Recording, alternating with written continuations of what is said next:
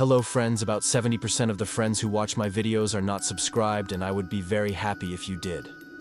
Also, don't forget to press the like button and leave your comments. Your interaction makes the content reach everyone and contributes to the growth of the channel. Thank you all. From which country or city do you follow the channel? I never believed in any of that superstitious crap. Ghosts, time loops. Strange rules you must follow, or something terrible will happen. I used to laugh at all of it. I'm just a regular guy trying to survive another brutal Chicago winter. No big ambitions, no wild dreams, just bills to pay and nights to get through. So when I landed a graveyard shift at a 24/7 donut shop in downtown Chicago, it felt like a blessing. Quiet, warm, and surrounded by sugar, sign me up. Maybe you're thinking, what could possibly be scary about a donut shop? That's exactly what I thought, on my first night. But the moment the owner handed me a crumpled sheet of paper with 7 handwritten rules, I knew something was off. No one explained why the rules were necessary, only that they were non-negotiable. 1. Do not look out the back window after 2:47 a.m. 2. If you hear a child laughing, stop whatever you're doing immediately. 3. Never open the freezer in the far corner. 4. Do not serve customers without a shadow. 5. Avoid using the restroom after 3:13 a.m. 6. Do not answer the landline. It's been disconnected since 2007. 7. If you see yourself walk into the store, hide. I laughed. Seriously, I did. I thought it was some weird hazing ritual for new employees, or a joke meant to scare off the faint of heart. That was before I served my first customer without a shadow. And he said my name even though I'd never told him. I don't know if you'll believe me, but I'm still working there every night, and those rules, they're real. I've never been the kind of guy who scares easily.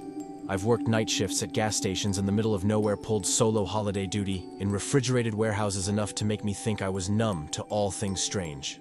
But I was wrong. The job at the donut shop came to me on a rainy November night. I saw the hiring notice taped to a bus stop, scrawled in red marker, hiring night shift, high pay. No questions asked. I called, and just a few hours later, I was scheduled for an interview. The place was tucked between towering office buildings downtown, nearly invisible unless you knew where to look. No bright signage, just a weak flickering neon that read, Fresh Donuts. Open all night, with the H in fresh long since burned out. Inside was a different world, dim yellow lights, the sweet scent of frying dough mixed with something else I couldn't quite place. No customers, no sound, just the steady tick of an old wall clock. Then I met the owner, a middle-aged man, stiff as wax, his voice a near whisper that made the hair on my neck rise. You got experience, I've worked nights before. Good. But here, there are rules. He reached under the counter and pulled out a yellowed piece of paper torn at the edges, stained with something dark and rusty near one corner. I took it, glanced over it, and I swear I felt a chill crawl down my spine. 1. Do not look out the back window after 2:47 a.m. 2. If you hear a child laughing, stop whatever you're doing. 3. Never open the freezer in the far corner. 4. Do not serve customers without a shadow. 5.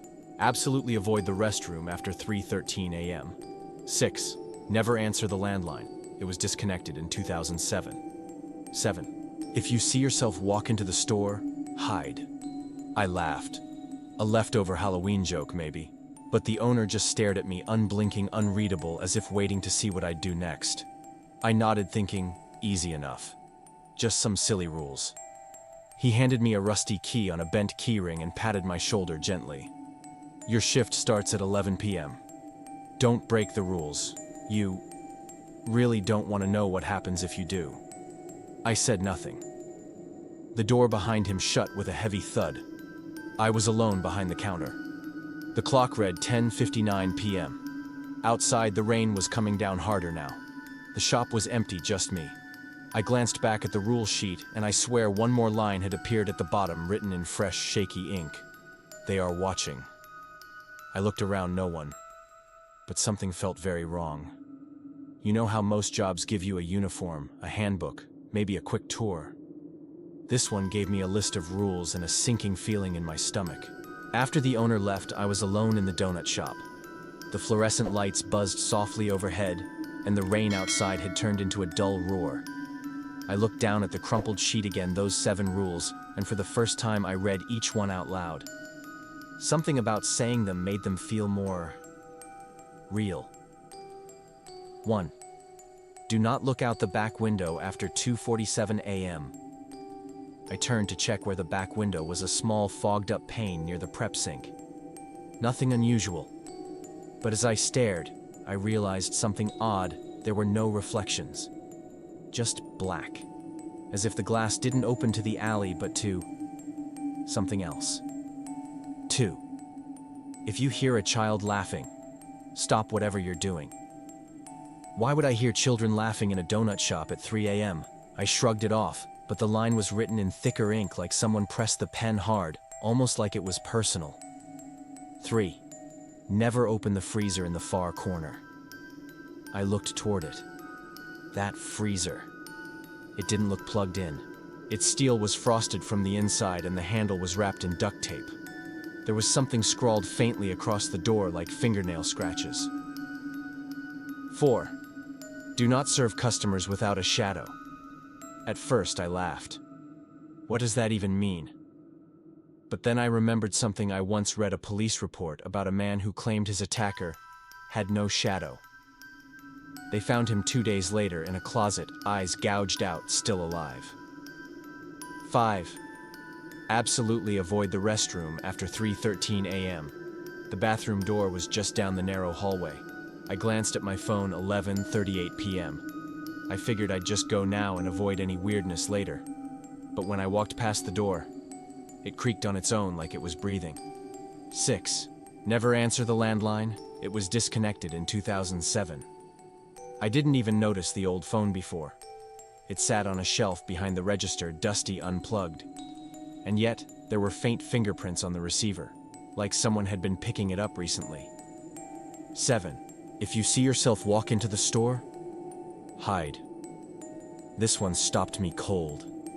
The idea of seeing myself wasn't just creepy, it was wrong, unnatural. It made me nauseous just imagining it. And as I stared at the rule, I noticed something I hadn't before. Just beneath the printed words, someone had scribbled, "It won't be you anymore." I folded the paper and tucked it under the counter, heart thudding like a drum. That's when the doorbell chimed. The front door, even though I hadn't seen anyone approach. A man walked in, soaked from the rain, wearing a long coat. He didn't speak, just walked up to the counter and pointed at the display case. I stepped forward, but then I looked down. No shadow. I've worked late shifts before. I know what boredom feels like. I know the dull hum of a refrigerator and the dead silence that clings to a place after midnight. But this wasn't silence. It was waiting. After the man with no shadow left, without saying a word, without taking his donut, I stood frozen for a while. The door closed behind him, but the bell didn't ring. Not when he entered. Not when he left. Like it hadn't acknowledged he was ever there at all. I glanced around, pretending everything was normal. My hands moved on autopilot, wiping the counter, organizing the pastry trays, avoiding the freezer door in the far corner, like it radiated something wrong. Time crawled. 1:14 a.m. 1:39. 1:57. At 2:03 a.m., something shifted. The lights flickered, not like they were losing power, but like they were blinking at me. The soft golden glow turned cold, more bluish, more sterile. The air grew heavier, like the pressure dropped inside the store, but not outside. I swear the smell changed too. The sweet scent of donuts was still there, but underneath it was something wet like damp concrete, like the inside of a storm drain. At 2:29 a.m. I noticed it. The clock on the wall had stopped. Frozen at 2:26, though my phone kept ticking. I walked over and tapped the glass. Nothing. The second hand stayed stuck, jittering in place like it was trying to move, but something wouldn't let it. Then came the sound. A soft scratching like fingernails on wood. It came from beneath the counter. I dropped down expecting a rat, but there was nothing there. That's when I saw it. The list of rules I'd tucked away earlier had moved. It was now lying face up on the floor beside me, and a new line had been scribbled in red ink that I knew hadn't been there before. Don't look at the cameras. What cameras? I hadn't even noticed any security monitors. But when I stood up, I realized there were 3 old CRT screens mounted in the corner above the register. All were off, except one. The middle screen flickered to life. Grainy, black and white. It showed the inside of the store, but from a weird angle, like from a corner that doesn't exist. And on that screen, I saw myself. But I wasn't standing where I was. I was behind the counter, staring into the camera.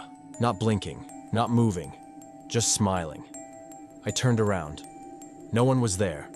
When I looked back at the screen, it was black again. 2:47 a.m. My eyes darted to the back window. The rule said not to look after 2:47. I tried to resist, but the moment the minute hand clicked into place, I felt a pull, like gravity, like compulsion. I turned, just for a second. Through the fogged glass, I saw movement. A figure barely visible, standing still, facing the window. No features, no light, just a human-shaped blur. And then it raised its hand and knocked. But the sound didn't come from the window. It came from behind me. I spun around, nothing. Then I heard the phone ring, the landline, the one that was supposedly disconnected since 2007. It rang once, then silence. Then a whisper, barely audible, vibrating through the countertop. You saw it. Now it sees you. I had always prided myself on following orders, even the absurd, inexplicable ones scribbled on a yellowed piece of paper. But tonight, under the weight of my mounting dread, instinct and perhaps curiosity got the better of me. It was just past 3:13 a.m. when the bell above the door chimed softly, stirring the stagnant air of the donut shop. My hands still trembled from the earlier events, the clocks frozen, the cryptic message on the list, and the eerie reflection on the CRT screen. I forced myself to step toward the door, expecting another disquieting knock or whisper. Instead, I found a man standing in the doorway, drenched by the relentless rain that clawed its way inside through the gaps in the old windows. He was unremarkable at first glance, a nondescript figure in a long, dark coat, his features swallowed by a shadow that stretched too perfectly around him. When he moved closer, I realized with growing horror that no shadow trailed his every step. For a moment, I questioned my vision, assuming it was another trick of the failing lights. With unnerving calm, he stepped up to the counter and pointed a trembling finger toward the display case laden with colorful donuts. His lips parted as if to speak, but no sound came out. Instead, the air itself seemed to shudder as if bearing witness to this violation. My mind raced back to the rules. Do not serve customers without a shadow. I recalled the quiet authority in the owner's eyes as he had recited the peculiar list. Yet the absurdity of it all battled against an inner terror I couldn't quite shake. I hesitated, heart pounding loudly in my ears, but the pressure to act was overwhelming. With a shaky breath, I reached for a box of the special midnight glazed donuts, a treat the owner always reserved for late shifts. My hand trembled as I handed the box over. In that instant, the world around me blurred. The temperature plummeted further, and every tiny sound, the hum of the neon sign, the drip of water from the ceiling, seemed amplified, echoing ominously in my skull. Then, as I pressed the box to pass it along, something inexplicable happened. The customer's eyes, dark and depthless, glowed with an otherworldly light.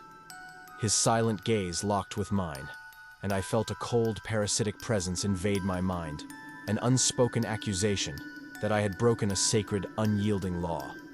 Suddenly, as if in response to my transgression, the overhead lights sputtered and nearly died, plunging the store into a stuttering half-light. The figure's form wavered like smoke, his edges becoming blurred and indistinct. I could almost hear a ragged whisper escaping his lips, something like, "You shouldn't have done that." But it was lost beneath the rising crescendo of my pounding heartbeat. I stumbled backward, tripping over scattered napkins and pens that littered the counter. My peripheral vision caught the faint movement of something at the edge of the display case, a shape that should not be there. I turned sharply, and found nothing but that momentary glimpse of another silent witness sent a jolt of primal fear through me. With each passing second, the customer's presence seemed to warp the space around him, distorting not only my perception of time, but also my understanding of reality. The air thickened, as if infused with a tangible sense of dread.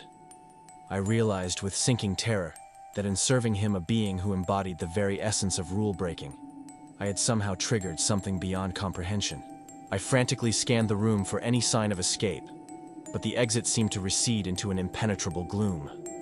The figures on the security monitors began to ripple, distorting into ghostly images of faces that I thought I recognized from old faded photographs tucked away in the back of my mind. I reached out, nearly trembling in a daze, to retrieve the rule sheet from beneath the counter, hoping for some instruction, some reassurance. But my fingers brushed against cold, damp paper that wasn't mine.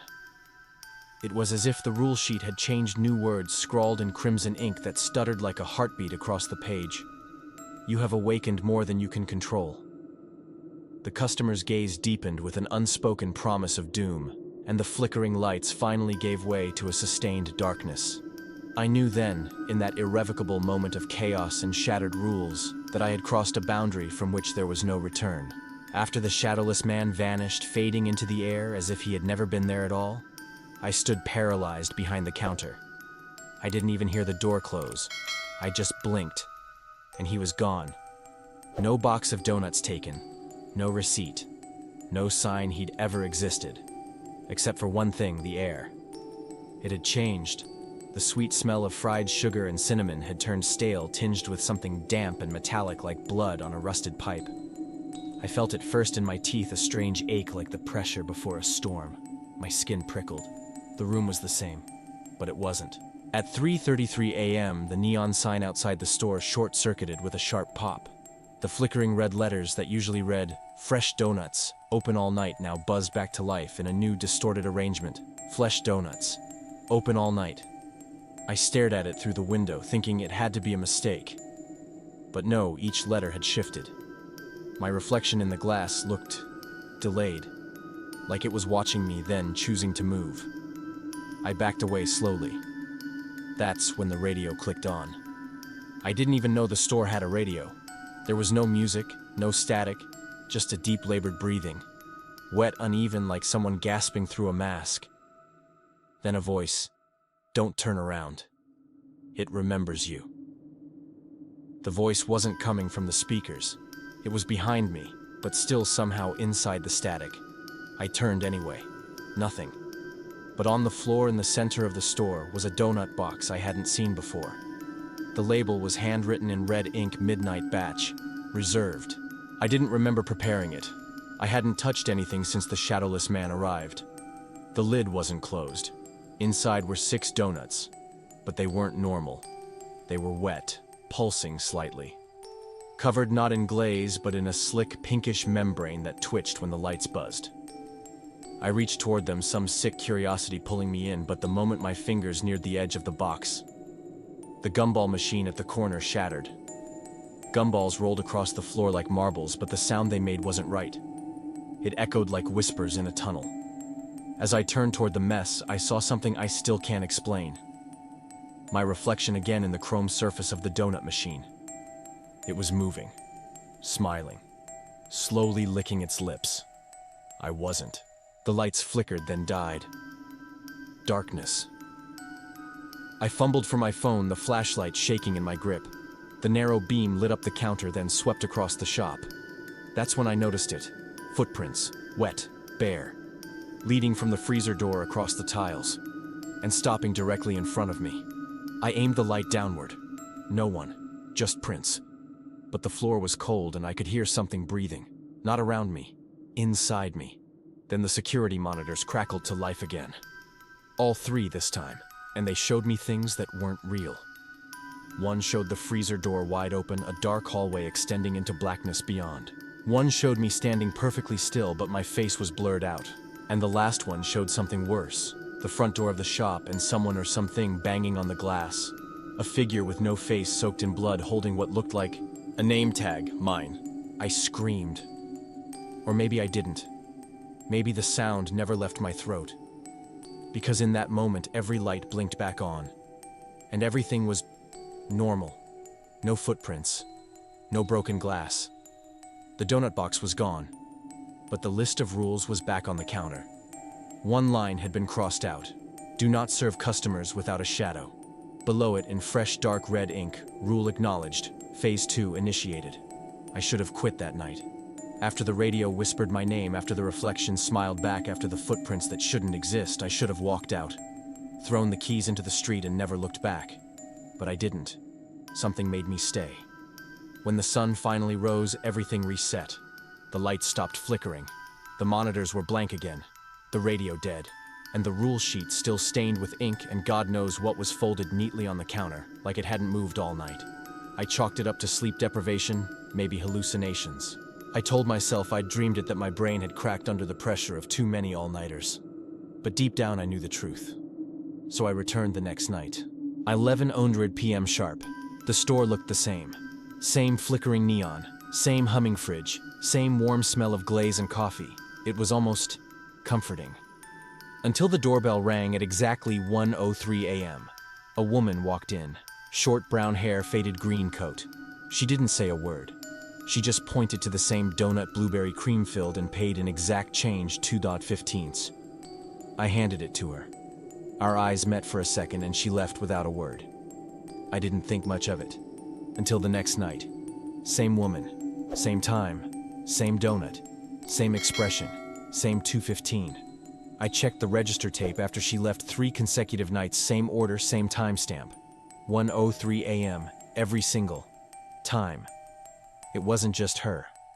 At 1:47 a.m. a man in a red hoodie came in. He whistled a strange off-key tune, bought 3 glazed rings, dropped 1, laughed awkwardly, left. And the next night, he did it again. Same whistle, same donuts, same clumsy drop. I watched him like a hawk. His movements weren't just repeated, they were identical frame by frame. Like a looped recording playing out in real life. I began keeping notes, watching the clock, filming on my phone. But when I reviewed the footage, those moments were missing. Clipped out, erased, like time had deleted itself. And then something changed. On the 5th night, the woman came in again, but this time when she looked at me, she paused. Just for a second.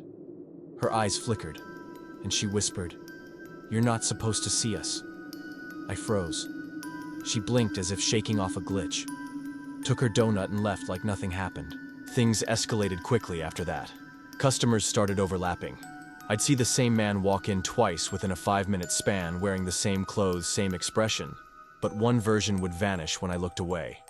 Another time, I saw the same woman waiting outside the door and sitting at a booth at the same time. Then came the mirrors. At 2:47 a.m. when the lights dimmed again, I caught a glimpse of the store in the reflective coffee machine casing, and I saw dozens of customers inside. But when I turned around, the store was empty. Only me, only the clock, which now spun backwards. On the 7th night, I made a mistake. I spoke to one of them. The man in the red hoodie, he dropped his donut just like always. But this time I said, "Hey, have you been here before?" He looked up. He shouldn't have looked up. His face glitched. It twitched like static on a broken screen. His smile stretched unnaturally wide, eyes rolling back slightly. He leaned in and hissed, "Don't break the rhythm. You're the anomaly now." He vanished before he reached the door. That night, the register printed a receipt on its own. No sale, no customer. Just a timestamp, 3:13 a.m. And below it in jagged text, "Loop stabilized, employee flagged." The rule list appeared again on the counter, but something was different. Rule 8 had been added, "Do not interact with repeated entities. Let them play their part. You are not the director." I realized then I wasn't working a night shift. I was part of a script, and someone or something was watching to make sure I stuck to it. I didn't mean to stay one more night.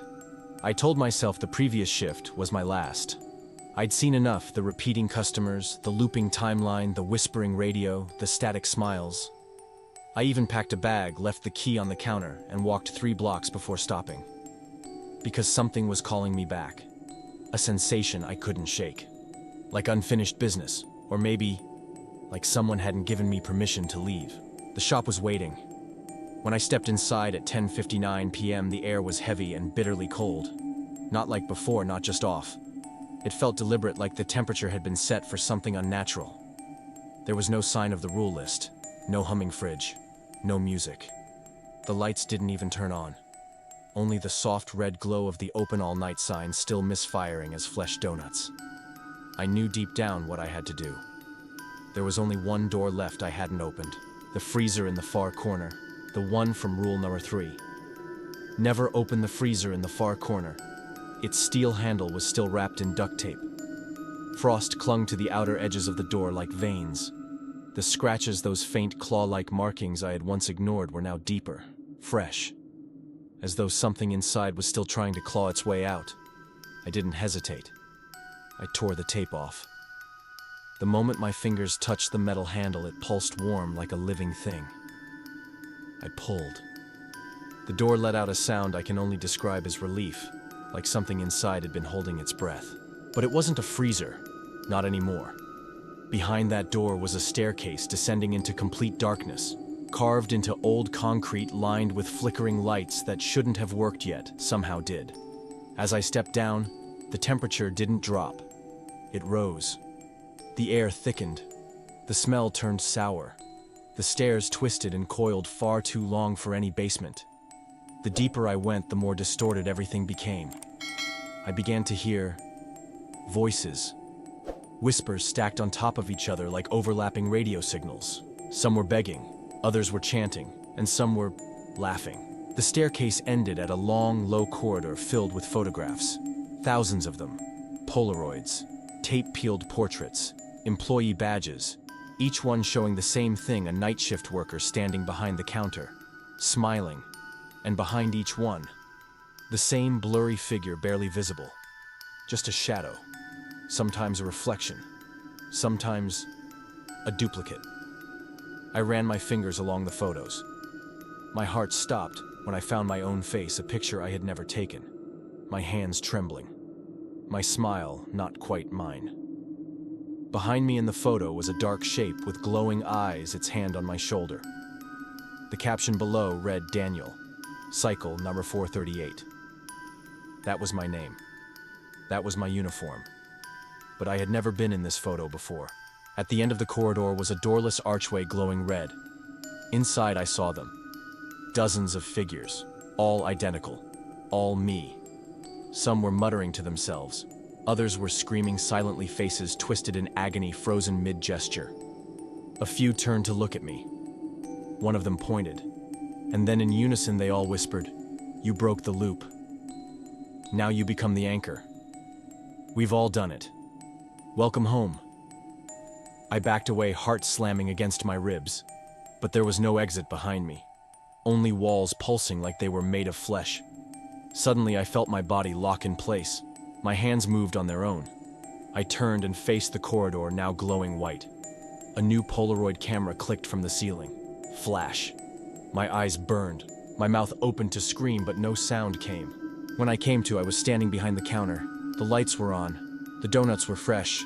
It was 11:00 p.m. and the bell chimed. The woman in the green coat entered. The man in the red hoodie behind her. The loop began again. But this time I smiled. I nodded. I took their money. And inside I felt nothing. On the counter sat the list of rules. A new one had been added. Rule number 9. If you've made it this far, you already belong here. People think when horror happens, it's fast, sudden, sharp. But the worst kind. It creeps in slow, quiet, like fog slipping under a locked door. You don't realize you're suffocating until it's already too late. I've lost count of how many nights I've worked the donut shop now. I don't sleep anymore. I don't leave anymore. I don't remember if I ever truly existed outside this place. Every night plays out the same. The door chimes at the exact same time. The same customers, the same expressions, the same jokes, the same dropped donut. Except now, I don't question it. I smile. I serve. I pretend. Because something watches when I don't. But sometimes in those rare cracks between routines, something breaks through. I'll catch a glimpse of myself on the monitor, but blinking out of sync, staring at the camera with my mouth wide open like I'm trying to scream from inside the screen. Once I looked in the reflection of the coffee machine and saw my back was missing, just hollow like a puppet shell. Another time, I found a note in my own handwriting stuffed in the tip jar. If you're reading this, you're not the first version of you, and you won't be the last. I laughed. Or maybe I cried. Hard to tell the difference these days. Then last night, something changed. A man walked in, different from the others, out of sync, eyes wide, pale, sweating. He looked around like he was seeing everything for the first time, just like I once did. He stepped up to the counter and said almost breathless, "I think there's been a mistake. I wasn't supposed to take this job." I felt something stir inside me, something old, something hungry. I smiled tight, rehearsed. "The rules are simple," I said. "Just follow them." He looked down. The rule list was already in his hand. His fingers trembled. But here's the part that still haunts me. As he turned to leave, he looked back and whispered, "You look familiar. Have we met before?" And in that moment, I swear I remembered everything. The freezer, the staircase, the glowing red room, the cycle. I opened my mouth to answer, but what came out wasn't mine. Welcome to the night shift. And now I sit here behind the counter, every night, serving customers I've seen 1,000 times, faking the same smile, hearing the same laugh from the radio, watching the clock tick backwards. Sometimes I see my old self in the reflections. Sometimes I swear I still hear that voice in the freezer calling out, "It's your turn again." And sometimes, just sometimes, someone walks past this store and sees me through the glass. They stop. They stare. Like they recognize me. Like they want to help. But by then it's always too late, because the sign is already lit up. Now hiring. Night shift. No questions asked. I hope you never apply. But if you do, just remember one thing. If you see someone behind the counter who looks like me, don't go inside, because I'm still here, and I can't leave. Not until someone takes my place. If you found this story valuable and interesting, please hit the like button. This really helps us bring you more good and valuable content. Leave a comment below and let us know what you think, what questions you have, or what topics you would like us to cover next. We love hearing from you. Of course, hit the subscribe button and turn on notifications so you never miss our next stories. Thank you for taking the time to read my stories.